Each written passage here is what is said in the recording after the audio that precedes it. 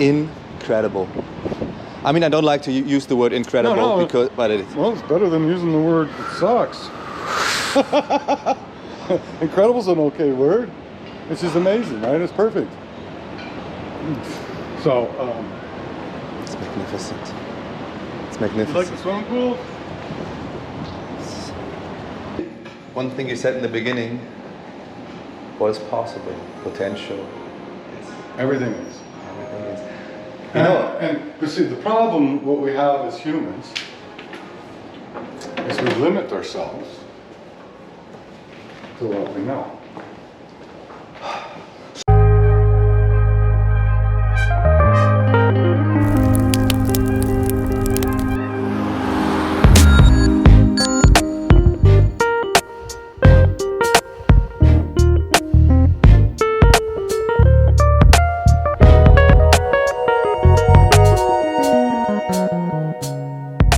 So, Doug, thank you so much for doing this. Auf keinen Fall. The way I like to do this is see it a little bit as a portrait of a person as well. You can paint a picture of a person and it's capture the visual image of the moment. But by sitting down, it allows for the opportunity to capture you with all of your opinions and everything in that state of your life. Right. And of course, we're changing all the time, so I think that's just a cool way to create some portraits of people. And if you don't mind, I would love for you to share a little bit about yourself, as much as you're comfortable with, of course. I'm open. I'm known. I love that. So everybody knows me. I'm known. So basically, what we talked about in 2016, I left the world that I knew in the United States. Corporate America, it was toxic to me. Something came over me and says, you're done.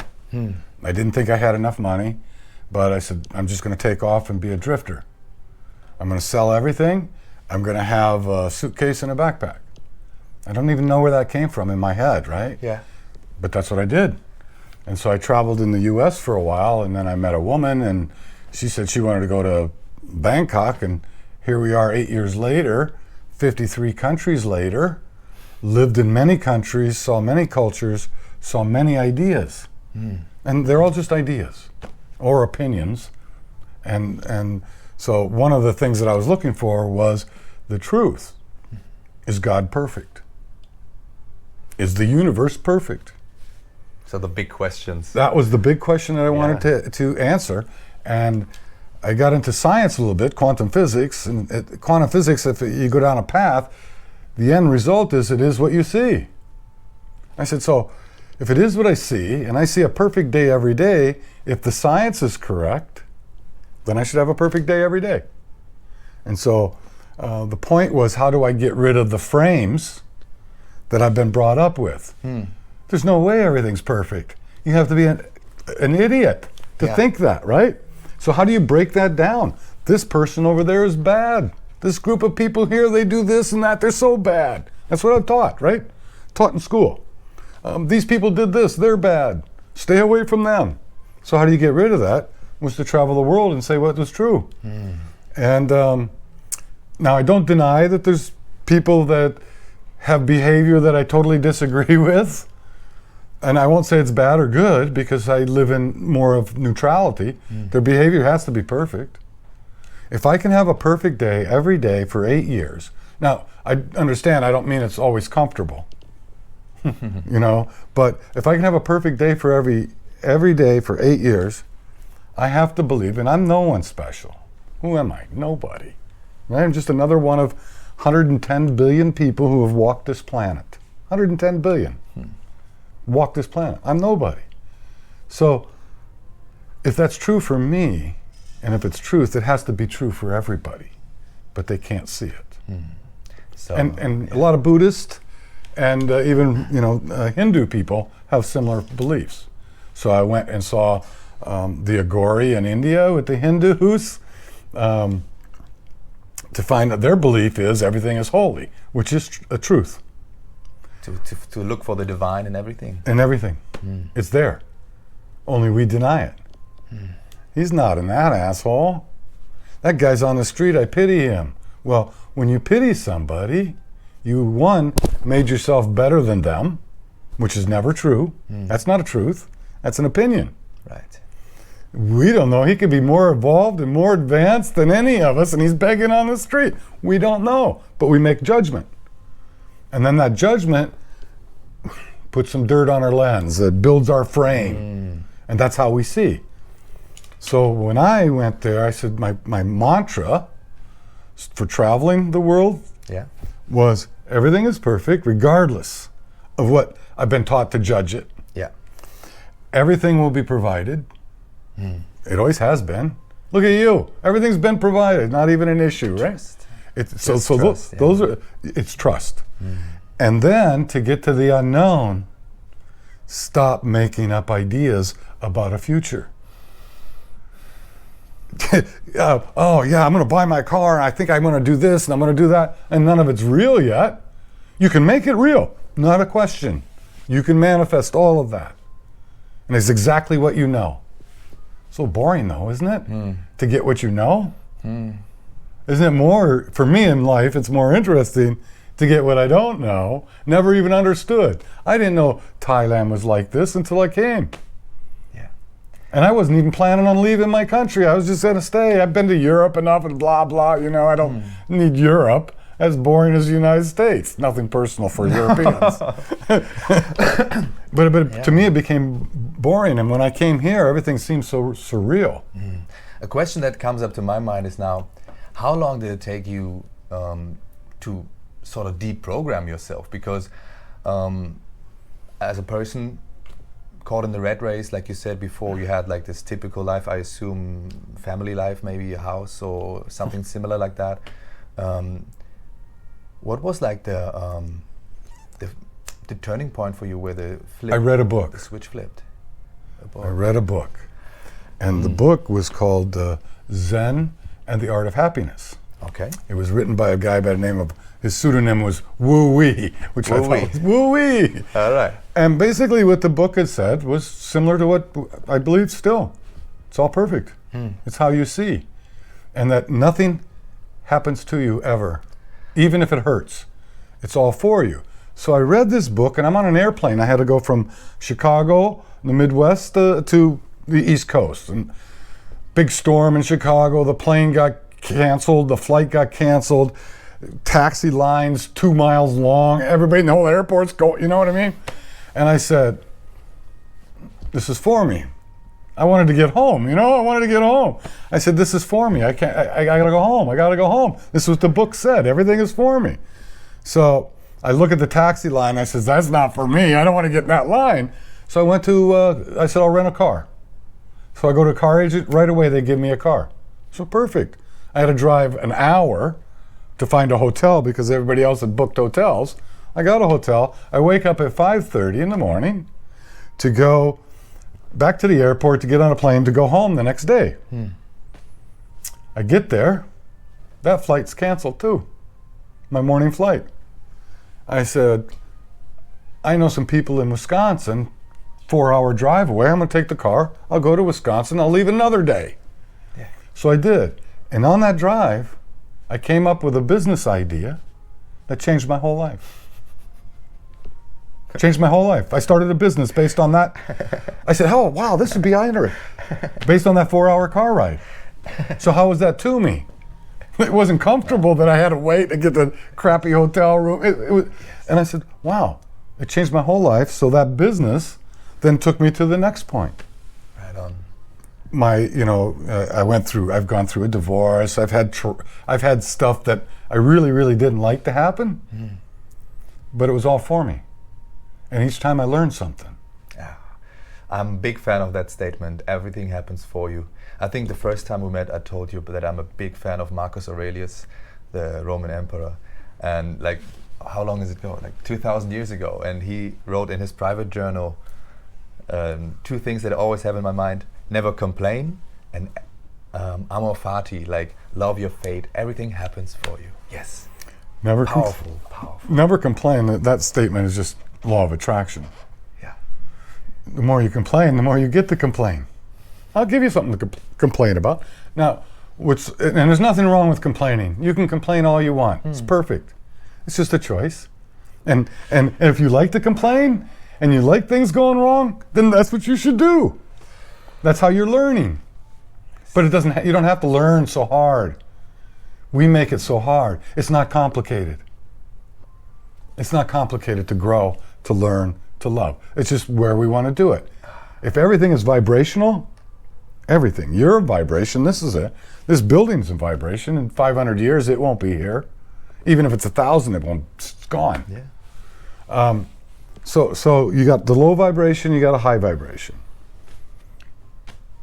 You choose where you want to live. You say, well, I don't have a choice. And some people don't have a choice. They can't raise their vibration for whatever reason. Maybe their life lessons are all there. But I believe that we can go higher than we're currently at.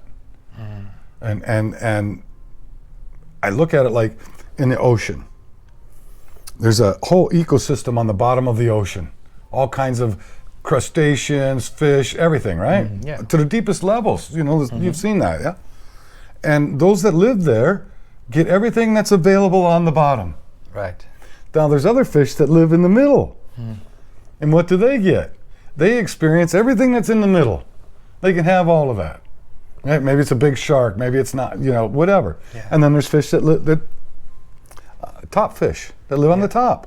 And they get everything on the top. They might jump up once in a while and see a little bit of, what's that? And that's like us. When we start to lift, we can jump up a little bit and see something beyond what we see, Yeah.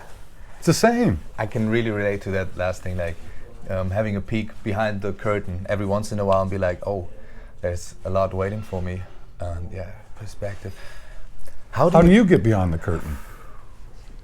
So I'm 25 years old right now, and I'm very aware of the fact that I will probably never be there, but like I'm always on the journey, and my journey right now looks like I'm trying to stay in that centered, grateful perspective, like all the time. But sorry, say the question again. Well, let me ask this question. How do you reconcile reality with that? For example, you have to go back to Australia somewhere, or wherever you go, and you gotta go. I don't know how long your visa is. It's just the way it works. One day there'll be no borders, but not today. So how do you reconcile that with, I can do anything? And in fact, you can actually do anything, but it's that process of reconciliation that will place limits on us. Yeah, I truly believe that we are met, like, it is a great thing in life to commit to something. That can even be, committing to, okay, I'm going to be traveling for the next 5 years or whatever. Like, a lot of decisions are in front of me. And every time you say yes to something, you say no to everything else. And every time you say no to something, you say yes to so many opportunities. And right now, I made some decisions for my life. I want to create something for myself. Meanwhile, being able to enjoy the journey and uplift everyone around me as much as I can. So now I'm trying to create a little business in Australia, which I'm having a lot of fun with.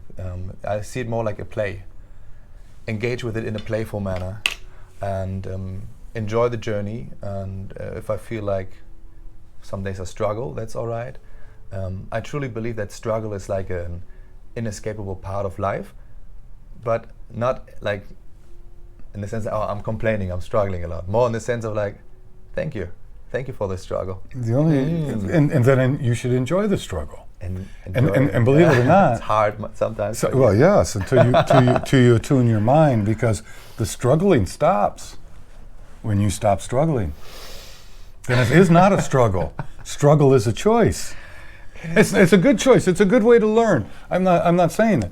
For me, where I've gone, and I've struggled, and I said, why am I struggling over this? Doesn't even matter.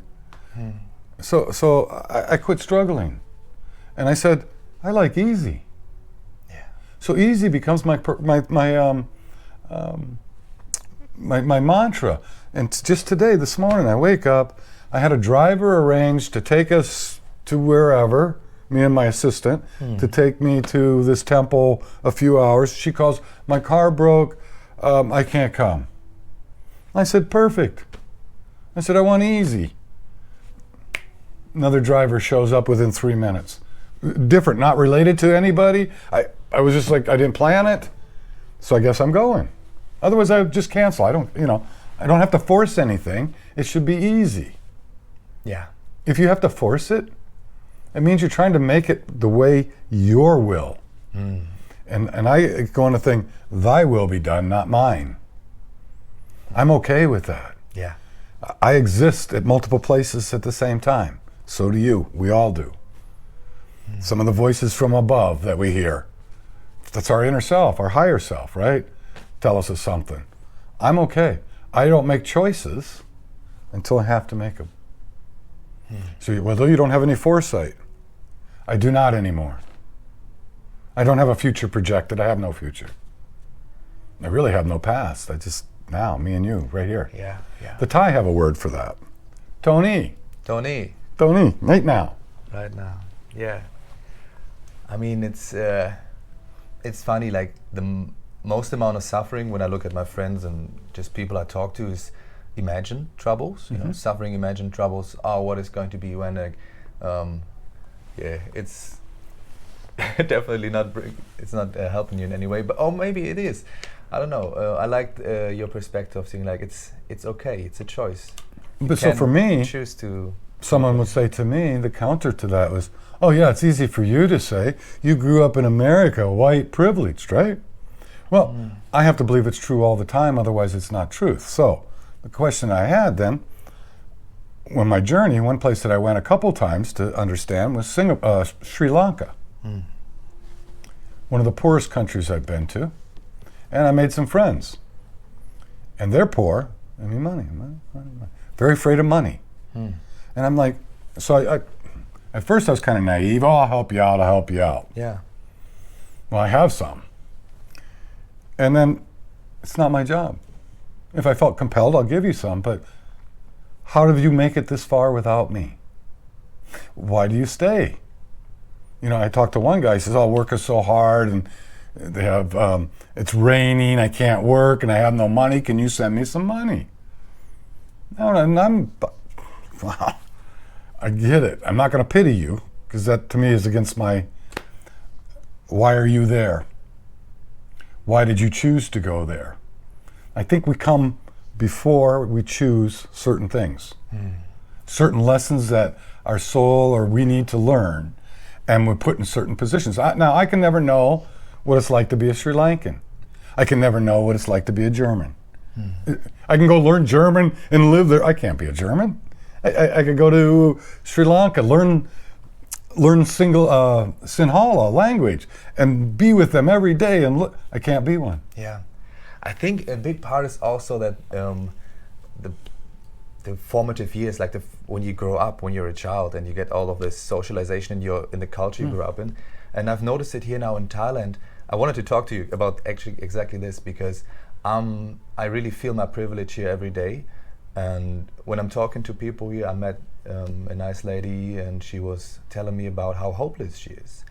And she tried to explain it to me, and she always came back to this point of being like, it's a typical Thai thing. There is no hope. It's like everybody sort of gave up in the sense of like on dreams. I've met other people though that are completely different, that are Thai and they are super ambitious, but there's so you get a distorted view because you're only seeing a few. Right on. So Thailand is what you would call, as far as the world, an emerging country. The middle class here is emerging, and you have a lot of Thai people who are ambitious, driven, same as everywhere. You have another group that feel beat down and trodden because they can't see anything, and no one has taught them to see beyond the limits. Yeah, they haven't peeked behind the curtain. They have not peeked. Yes. So they only know what they know. That's all they know what they know. And they're doing, and honestly though, they're doing the best they can. Yes. They're doing the best they can. And sometimes someone like you can do a spark, But that's not your job either. You're not here to save anyone. You're not here to fix anyone. Nothing's broken. How can anything be broken if it's perfect? But, however, what you can do is, and it's done through presence and energy, not through words, not through giving money, is lift them a little bit to change the world. Because everything is here all at once. Yeah. Everything. Your whole life, your future, your past, your present. And it depends on what part of the ocean you want to be in. Yeah. You can help lift them. Some may not be able to. You don't know what their life plan is. Yeah. They don't even know. I don't even know what mine is. So what do? I flow with it. Yeah, very true. And not try to make, anytime you hear the word should, it's a conjecture and it's a projection. This should be this way. By whose edict? Right. By yours? By your churches? By your governments? By your schools? By your classmates? Whose? Because there's nothing that we know that isn't known. No. It's often just what our ego wants it to be. That's right. Yes. Yes. Right. And so if you go back and, I wake up every morning.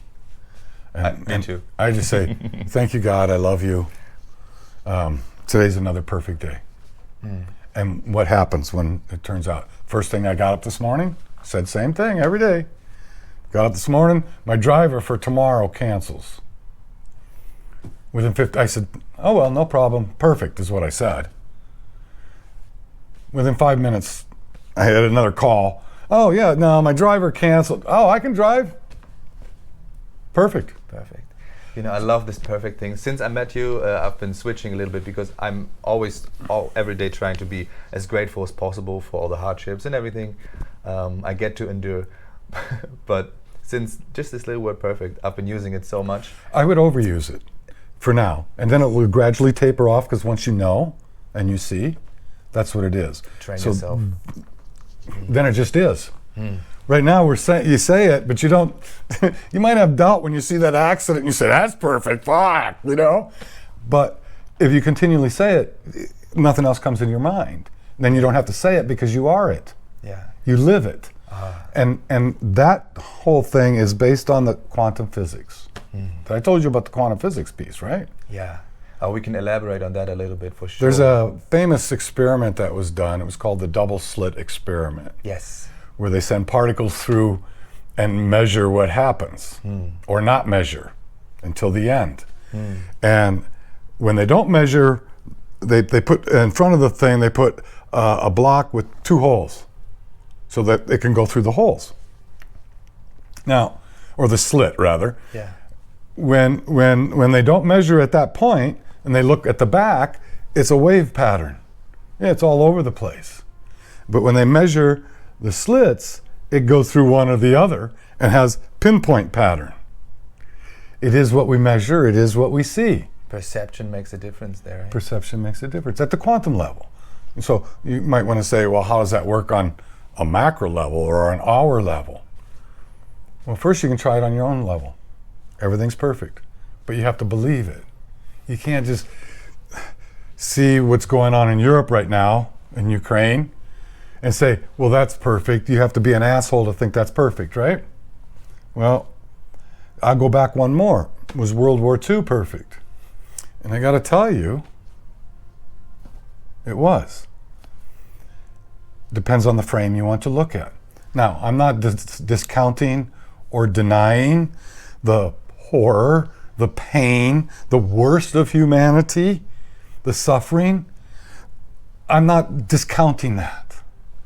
But once I call that a horrible war, that means everything about it and everything that happens is horrible. Well, I'm not horrible. I'm a product of the war. I was a baby boomer after the war. So how could that war be, how could it be anything horrible? Am I horrible? Everything horrible. All the economy, everything that's going on today was a result of that war. Now, I'm not going to, I will bless everybody involved in it. I will love them. I didn't agree with it. It could have been done differently. I don't have pity for anyone. I believe for whatever reason, beyond me, I got small brain, right? Beyond me is a grander thing that I have no idea to understand. None. I mean, there's a lot of things out here that I can see that I don't understand that. Very true. Yeah. Do you understand how they can build a rocket and send it to the moon and land somebody? I mean, that's just crazy shit. But so that has to happen something bigger than us. Yeah. Otherwise, I would be horrible. You probably would be horrible too right now. You'd just be horrible. And I'm not aligned to horrible. Nah. I'm aligned to perfect. So I love them. And what happens when I do that? One, I begin to change history. Because history is a lot of how you see it. Absolutely. So again, you don't. It's not that I'm condoning war and killing and all that. Don't do that. I see you. I disagree. I love all those involved. The only person that can bring peace is the one who doesn't take sides. And you cannot be in peace if you take sides. Yeah. It's a big thing with like for forgiving, like not holding on to anything. I feel like it's every time you hold a grudge, or even in war times, like against the whole culture or country or whatever, it's owning you in a big way and calls you to that. Absolutely prohibits you from tapping into that like happy mindset. Like you can be in that energy. Now the problem that I have is always reconciling with the people that are going through it. Yes. And some of them, perhaps that's been their destiny, you know. And I understand the fear of I can't know it until you're there. You can't know anything until you experience it, right? Yes. You have an idea, but that's not real. You don't know it. How does the desperate man know desperation? Only to be desperate. Otherwise, it's just an idea, it's just a thought. It's not real to him. And so some of us come to maybe experience desperation. Some of us come to experience the fear of running in a trench, not knowing what's around the corner, or of drone, whatever. We learn that way. So I have to say, I love you all. I respect you. I know you're doing it for all of us. Because if it's happening, if it only happens for me, that means it's happening for them too. Yes. It can't be. It happens for all. We can't pick and choose who it happens for and who it happens to. We can't. Yeah. Otherwise, it's not true. What is true is always true. Otherwise, it's just an opinion. It's just an opinion. You know, at one time, and there's still many countries in the world, thinks homosexuals and LGBT should be thrown off of roofs and stoned to death and locked up.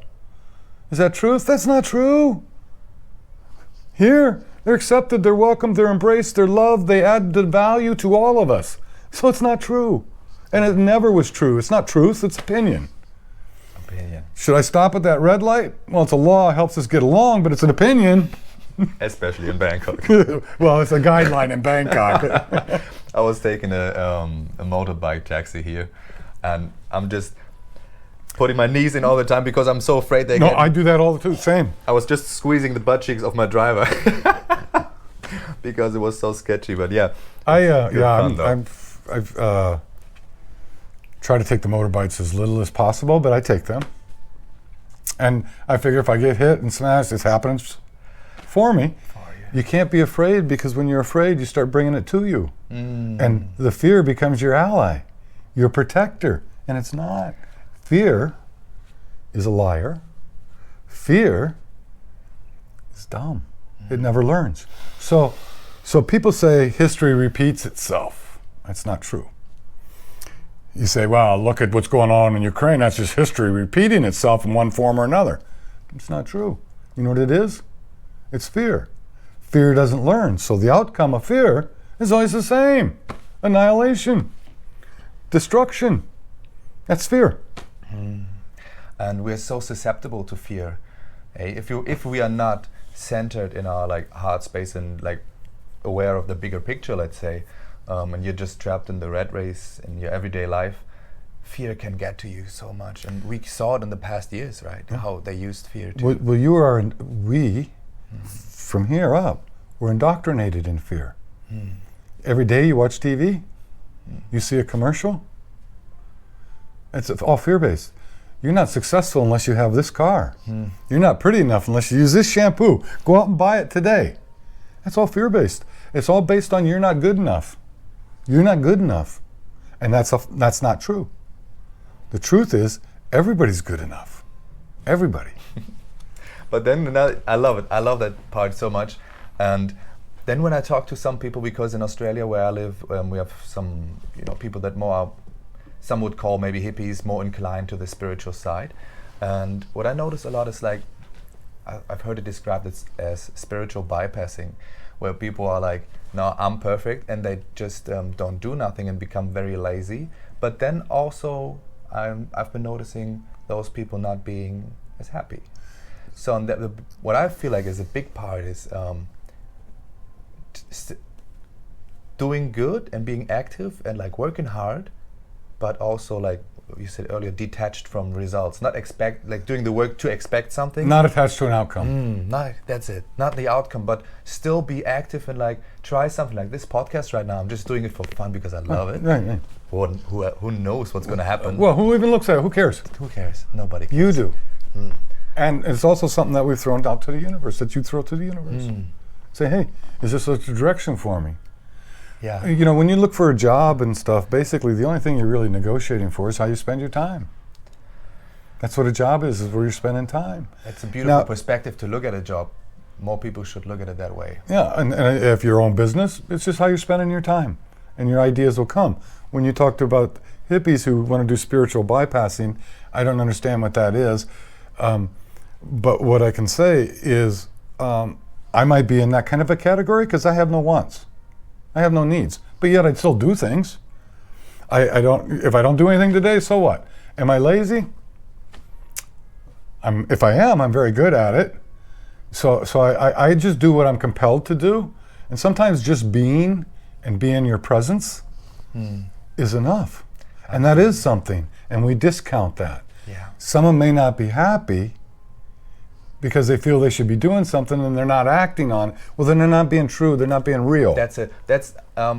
Thank you for saying that. I wanted to clarify that just to be sure what I meant with the spiritual bypassing. Like, if you feel compelled to do something, but you bypass it by saying it's perfect the way it is, and not listening to this inner voice, you can distract yourself all day long and not living true to yourself. You know what I mean? Like you said earlier, it's not always very comfortable. Sometimes it's even a bit uncomfortable. Yes. You feel like you have to do something, and then listen to yourself and do it. And then not doing it might be creating this gap between where you true self wants to be and where you're at. Things like that. I mean, more, yeah. Well, and it's trying to get them in, and those people that we just kind of spoke of, their journey's perfect for them. Right. Because you can't go faster. If you're in a dark room for 2 years and I take you out to the light, if I take and just throw the whole sunlight at you, you're blind. You can't see anything. So the same as you're going spirit, a little bit at a time, so you can adjust to new levels. Otherwise, you go crazy. Many people have lost their mind going too fast. You got to allow, just an allowance, and you don't have to pretend. Well, if I'm a hippie, though, I'm spiritual, and this is what I do, but I'm not happy doing it. Then why are you doing it? That's it. Then you're not spiritual. And in fact, for me, the whole life is spiritual. Everything is spiritual. We're just visiting here. We bought some ticket, I guess. I don't know. But you know that there's only one truth that I know, and that everybody and everything is love. This table loves us. The chair you're sitting on loves you. Everybody, but then they deny it. I can't be loved because I'm hopeless. God's not there. He's not helping me. Right? Isn't that what they say? There's no God because he's not helping me. Well, you can have any God or no God at all. It's perfectly fine. But in the end, all those gods are just aspects of the one God. So you get to pick. We have for thousands of years, hundreds of thousands of years, we picked gods. From the Aztecs to the Christians to the Jews to this. And each religion makes certain claims that aren't necessarily real. But they claim that for their whole people, and then that culture codifies it, solidifies it, and makes it manifest. the hardest, and I'm not picking on anybody because I love everybody, but certain cultures have certain resistance to ideas and any type of change, and they all make certain claims, right? So in America, the claim is, the blacks will claim, we've been prejudiced, we were systematically, there's systematic racism in the whole country that exists today. And I'm not going to deny any of it. They were brought under false pretenses, against their will and everything, but they're here today. And they still keep the same claims. And you get what you claim. Jewish people say they claim they're persecuted, they're always hunted, they're this and that. What happens? Well, it's true. Well, it's sort of like a running around chasing your thing. What comes first, the claim or the manifestation? Keep claiming it, keep getting it. Why not make new claims? Oh man, I'm such a loser. Oh, then you are. Have it your way. I would even say that there are many examples of African Americans that did just the opposite, being like embracing the fact that they have so much opportunity. Because they broke away from those claims. And rise to the top. They don't use those claims. They don't see it, so they don't experience it.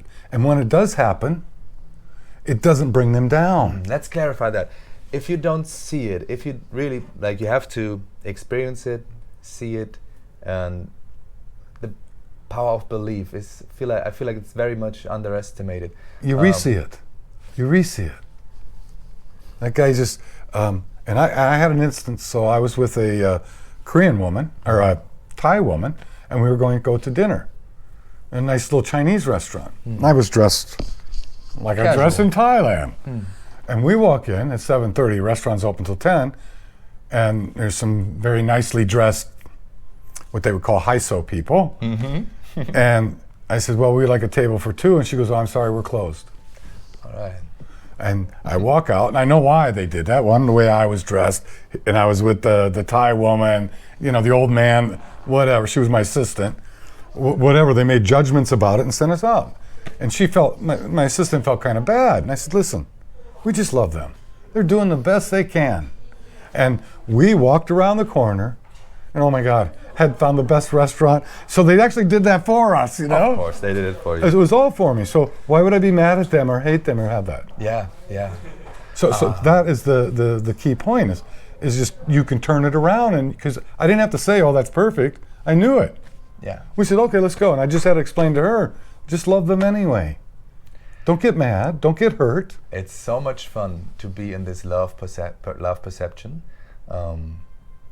Even back in Germany, I was talking with my mother a lot about this. I called it my heart space. Right. I love to be in that as much as possible, in this love perception. Just seeing myself and everyone. You know, like there's this saying from Rumi, this Persian philosopher, I guess. I know Rumi, yeah. And he said, like, you're not a drop in the ocean, you're the ocean in a single drop. I love it. I was thinking about that for so long, like, yeah. How can that not be true? You live within everybody else, like just so much love for everybody. And I really, you know, somebody tells me about their plans and I'm like, oh my, yes, do it. Make it happen, you know, just, it's fun. And how many problems or uncomfortable situations have you been in since you've been here? Anything uncomfortable? Yes and no, like not really uncomfortable, more like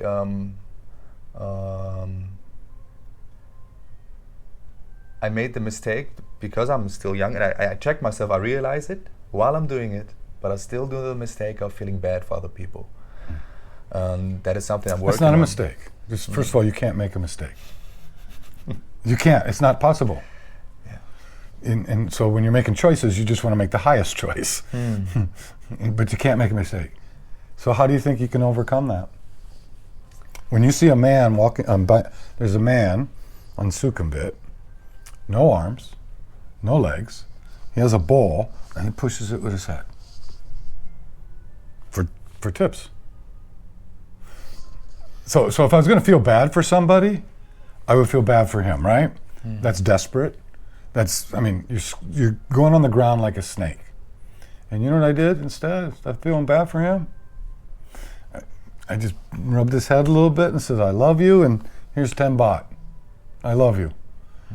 Good luck on your journey. That's his journey.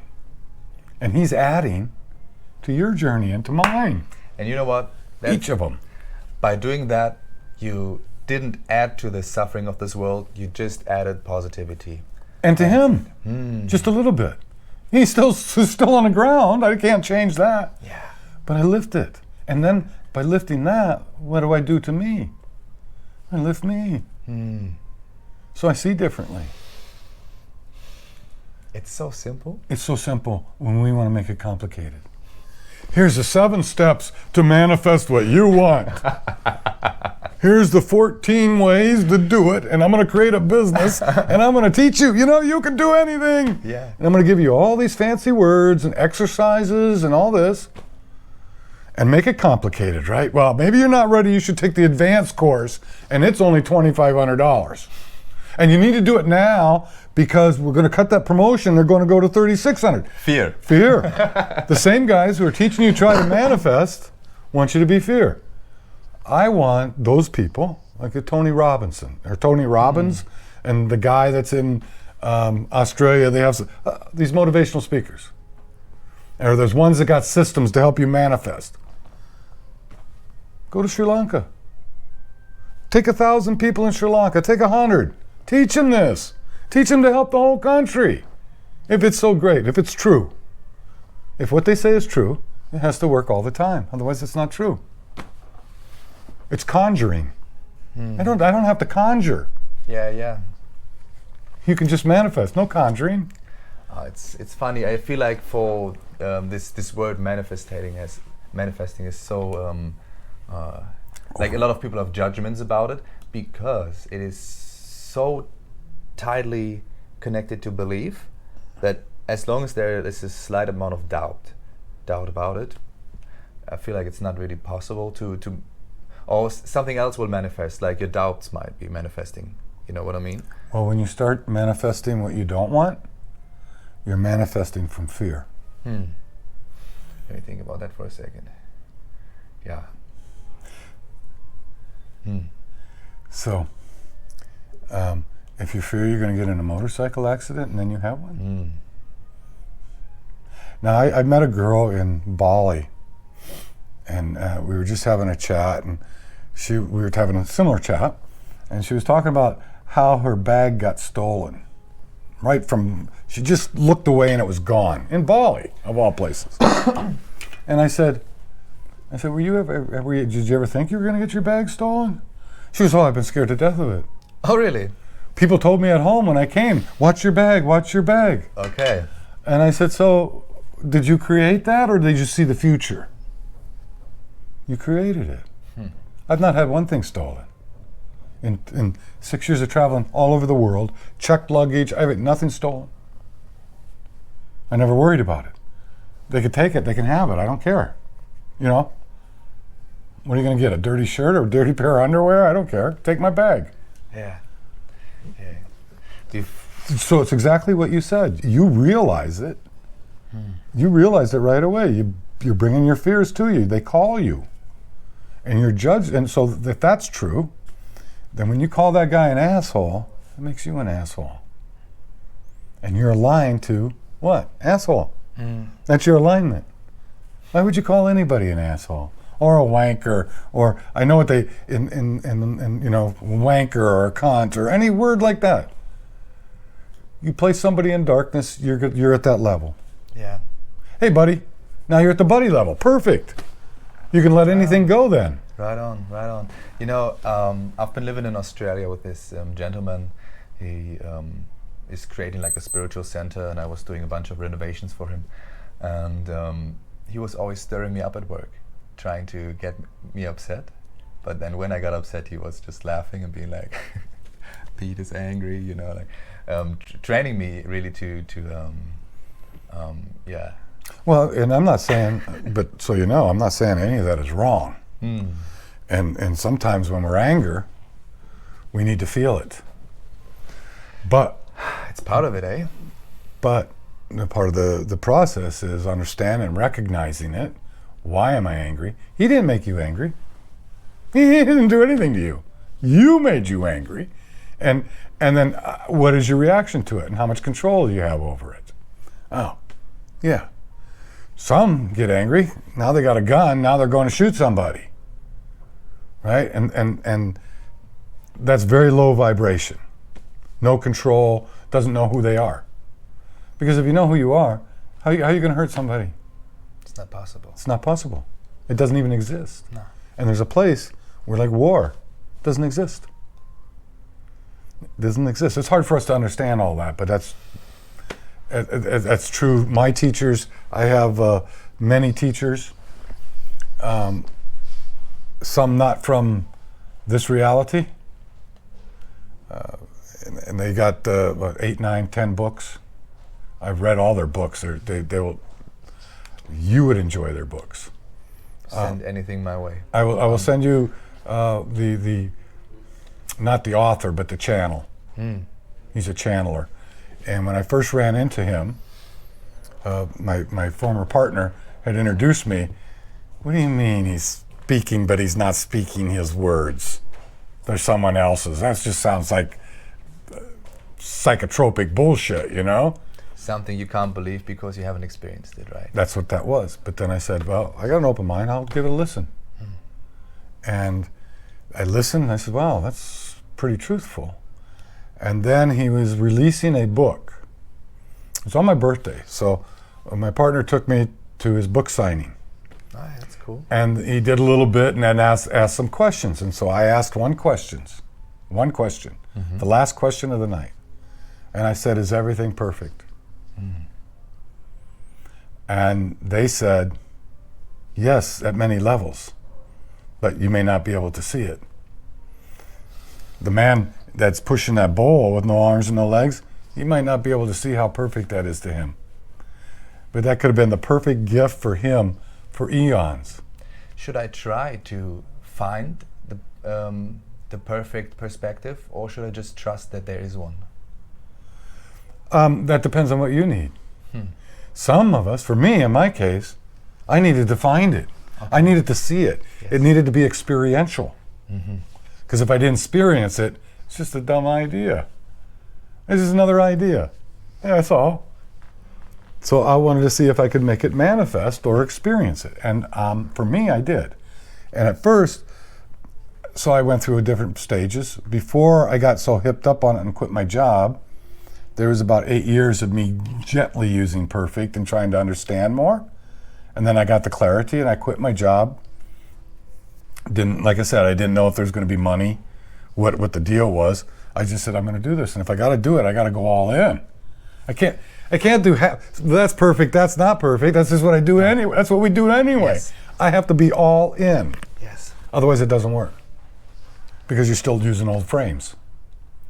All in means all in. All in. And then what I would do is I would create convenient truths. And I'd say, well, how could that be perfect? How could World War II be perfect? If this is my thing, I'm all in. Everything has to be. Doesn't matter what we did, what we're doing, or what we're going to do, it has to be perfect. So how do I buy into that statement with everything that I've been taught that was horrible? That was atrocious. That was disgusting. How do you, basically, one, I quit using any word like that. Just quit using it. And now there's really not in my vocabulary.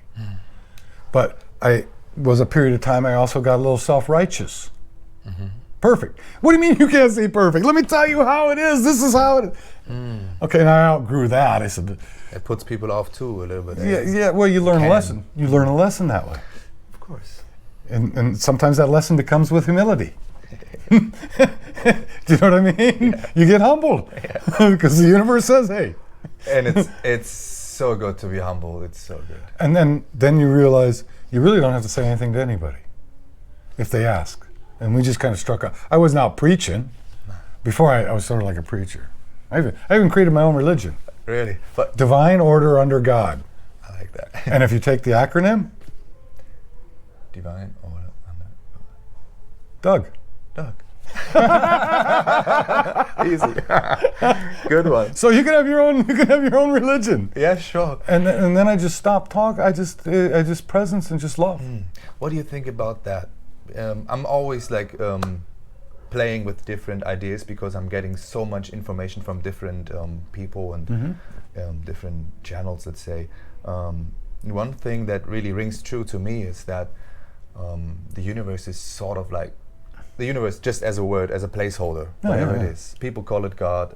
The word God, I don't like to use too much because it has baggage. But once you get over the limitations in your own mind, that's not a concern. Right. So let's call it universe. Call it the source. The source. All right. The source is. I think I like to believe that this source is living through each and every one of us, and it just needs us to experience itself. Maybe like, you know, the universe experiencing itself through you, through me, through each and every one here, and wants to live through those experiences that we all make, and that might be a pathway to explain why World War II was perfect, because it wanted to be experienced, because it allowed the horrors, allowed for so much other things to come.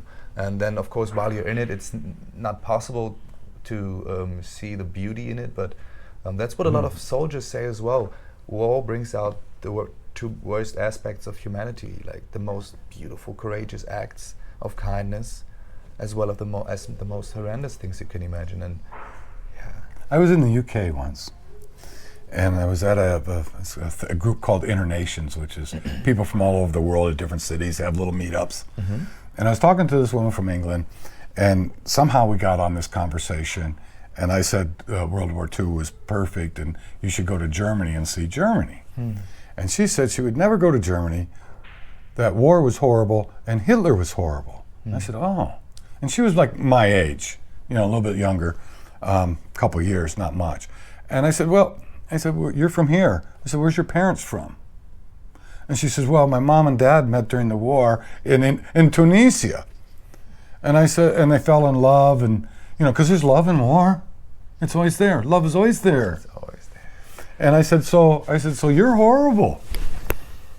I said, so you mean you're horrible because you're a product of what was horrible? And how did you react to that? She's going to Germany. How can you not react to that when you place that in your head logically? Does that make a logical argument? Absolutely. Man, when it comes to these things, like people call it the butterfly effect, right? Small things rippling through eternity. But there's no way of denying it. It's like... So if you can do that, if the butterfly effect is for you, how you view the past changes the present, which has an impact on the future. And the only way you can change the past is by how you see it. If you see it in darkness, guess what it is? Very good point. And the other question I have for you, and I'll stop talking. Yeah. No, please. Please. If you have in your hands two balls, one's a ball of darkness, one's a ball of light, and there's a dark room. Now, these are your opinions, right? You have this dark ball, which has a chain that's attached to your arm. And the white ball has nothing, just free, just floating there, right? And so you say, well, I get to throw a ball at that dark room. You throw the dark ball, what happens? Comes right back. No, you go to it. Depending on how heavy the ball is. Yeah, you'll go right to it. Right. You follow along. And what does that dark ball have effect on darkness? Nothing. Nah. More darkness. Yeah. But you throw this ball, the ball of light, at that. There's nothing to chain you, to take you. It lights it up, and you're free to go wherever you want. You're not taught. An exercise, if you want an exercise to do, is everybody and everything that you thought. The problem when you have these opinions and these judgments is you have to guard them. They keep you. And so in that sense, they're all in these little corners in the cave. That man that you hate, that did something to you, that he told me I was an idiot, or he beat me when I was a kid, or whatever it is. He's in this cave, and you got to guard it. The prisoners has to have someone to guard it. So the way you get rid of those stuff, to cleanse them, is you walk in that cave, you grab everybody, everything that's in there that you've judged, and apologize, tell them you love them, we'll make this, and you walk them out of the cave. And when the cave's empty, you can walk away. You lift and you release all this baggage that you don't need. And we've all had baggage. I've done that, many, many times in my life. Walked everybody out because they keep popping up in my head. I said, let me walk you out in the cave. I'll hug you. I'll kiss you. Go. You're free. I'm free. No more. I just love you. It really clears things for you. I like to believe that I'm not holding grudges to anybody, but then So what do you claim about you? In what sense? Well, we all make claims about ourselves, and more so when we're younger. A teacher will say, "Well, you're not smart, or you're going to be nothing," and so we get these claims. And I'm a drunk. Guess what you are? You claim it. Well, it's true. You are a drunk. Well, quit drinking and quit claiming I'm a drunk. I'm a struggling alcoholic. Better yet, now I'm trying to quit. Oh, I'm going to get over. You're making these claims that you manifest, and you're saying them, and you're throwing them out into the world. I'm an idiot, so you're an idiot. I'm going to be rich. Maybe, maybe not. And then I'll pray to God to get me a new car. Like God is some kind of Santa Claus.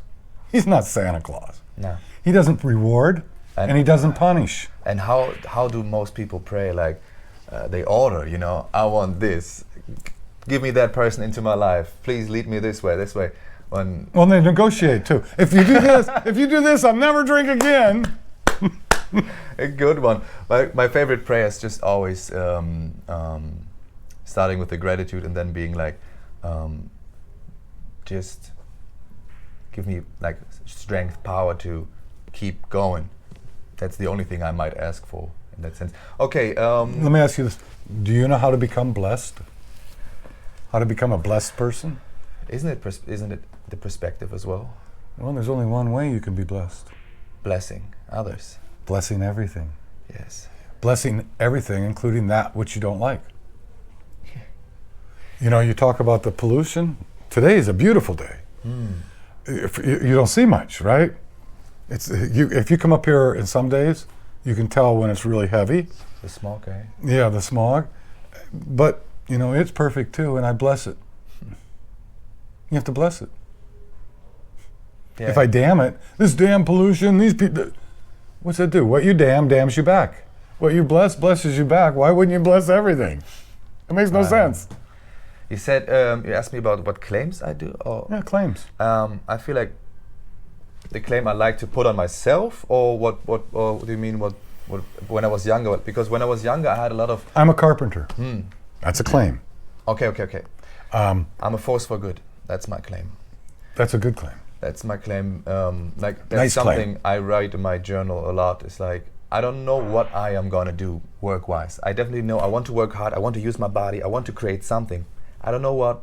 I just like to claim that I'm a force for good in however this will turn out. I don't know. And not according to your will. Nah. Or is it according? So you have to qualify this, right? To the truth. Well, so you say I'm a force for good. Who's defining good? To trust the process, maybe, eh?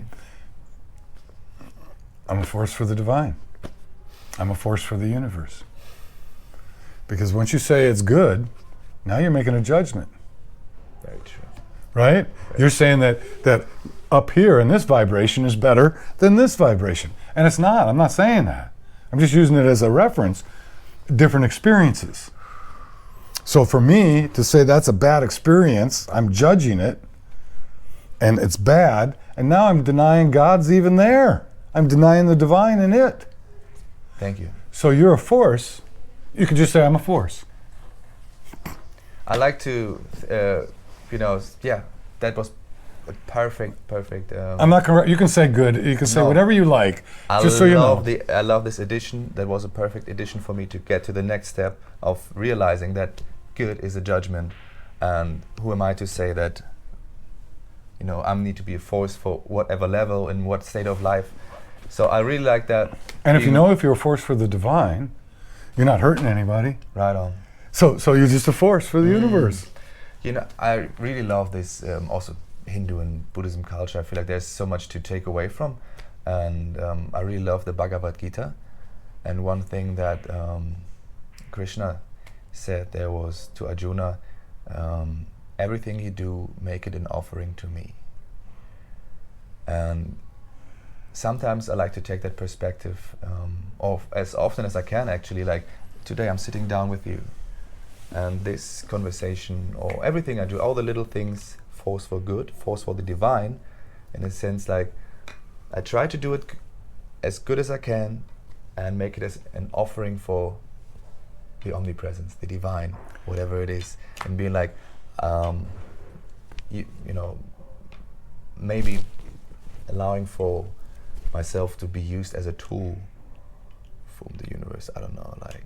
That's exactly what it's. Thy will be done, not mine. That's what you are. It made me have a point. It's repeat that last part you said. My head is rushing so much. I'm having a good time. Okay, make it an offering to me, that everything I do. But you don't have to make an offering, because you know why? It's you. You're not separate. You're not separate. That's the big lie. You're not separate. You feel separate. You think you're separate, but that's not true. And so it becomes a mindset that we put God up there. God isn't up in the sky. Well, he is in the sky, but he's also down in the dirt. He's right here. He's in this. He's everywhere. That's omnipresence. Yes. He's in this conversation. Yes, thank you so much. Or she. You know, there's actually no gender, but both. Yeah, it's all. Yeah. It's all things. And God doesn't matter what you call him. I call him perfect. And now when you say, well, that's a good point. He doesn't care what you call him. He doesn't even knows need when he's it. addressed. He knows it. He knows himself, right? And we don't. And when we get to the point where we don't care I don't care what anybody calls me. I know who I am. Yeah. I'm of the divine. So the thing is, I know who I am in truth, I know what I am in truth, and I know how I serve in truth. Who I am is I'm of the divine. What I am is a physical manifestation of the divine, and how I serve is as an expression of the divine. So what you're doing, you're just an expression of the divine. Enjoy it. Beautiful. And why fight it? You want to struggle? Struggle it. Oh, I got to have it my way. I'm just going to clip the last 60 seconds and keep them as a reminder to myself. Well, that's called, what I just said there was, I know who I am in truth, I know what I am in truth, I know how I serve in truth. It's an attunement that adjusts vibrational levels. And so basically, you're just saying what's always true.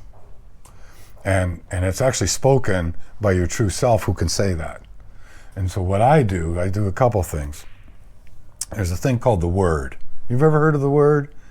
The Bibles, and, we got the Word. Yes. We got the Word. The Bible isn't the Word. In the beginning, there was God and the Word. That's how those Bibles go. Right on. You know what the Word was? Yeah. It wasn't a book. It's you. It's you. The Word is the creator in action. You are the Word. So one way you bless things is by acknowledging that. And I am Word through my body. Word, I'm Word. I am Word through my vibration. Word, I'm Word. I am Word knowing myself as Word. Word, I'm Word. And I know who you are. Word, I'm Word. I am Word through you. Word, I'm Word. Actually blesses whatever it is that you're doing that on. And those are partly attunements. So, and I'm giving you a sequence of attunements to raise vibration. If you can't sleep at night, you can use these as repetitive. I just know them because that's what I do all the time.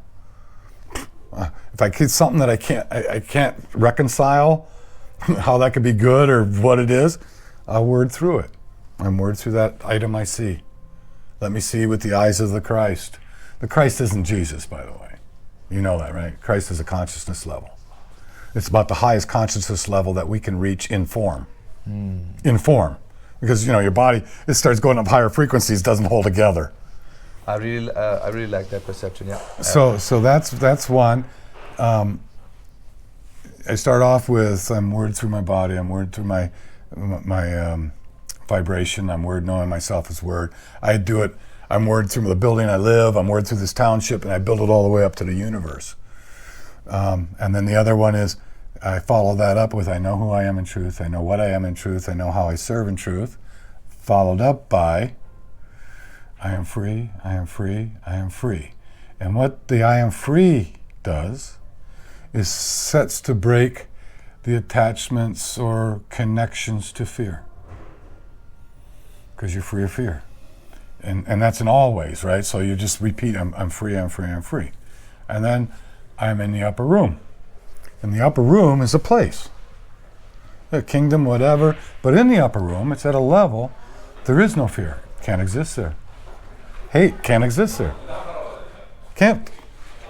It just, if you're in pure love, there's no hate. It can't exist. It can't exist. And so then, I have come, I have come, I have come. The true you, I have come, I have come, I have come. I am known, I am known, I am known. Divine knows you. He's with you, he's there. Yeah. And then, the statement that changes the vibration, behold, I make all things new.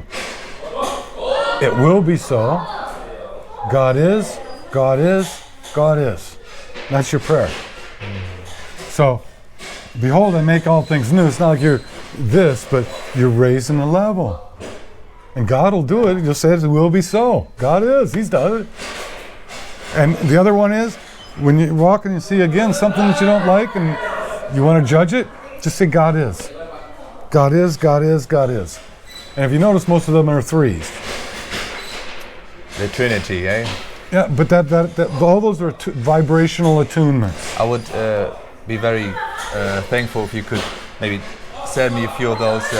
I'll send you a whole list and a location to research. Yeah, that's great, because I do mantras as well, but yeah, I switch them up all the time, and I really like to just try new things, and it really resonated with me.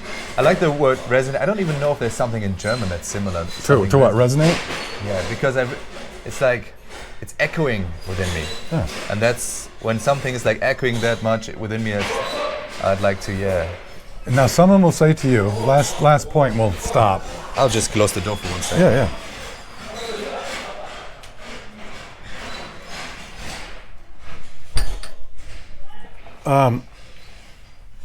One thing you'll get if you use perfect and you say you're not judging things, people say, well, you're judging it as perfect. In truth, that's not true, because when you're judging everything as perfect, you're judging in neutrality. It's neutral. You're not passing a judgment on it. It's neutral. So only if you operate from a framework where you're using the word bad and good, and then perfect has a scale to it. Yeah, then it's in a frame. Yes, but if everything's perfect, it's neutral, yet perfect. Yeah. It's like when you're working and you got a boss who's giving you 20 projects, and you say, well, which one's the priority? Well, they're all priority. Well, then none of them are. It's neutral then. What? Perfect metaphor. That's beautiful the metaphor. Yeah, that's it. Well, thank you for your time. Thank you for it. I have sweaty hands. That's okay. I use my perfect thing. I like to add this. The first time I met Doug, he gave me this beautiful bandana. And I wear bandanas a lot, so that's perfect actually. My second name is Pete, so there's a P for Pete and a P for perfect. And I will keep this so close to me, and back in Australia I will show this, tell people about you. And oh, thank you. I love you.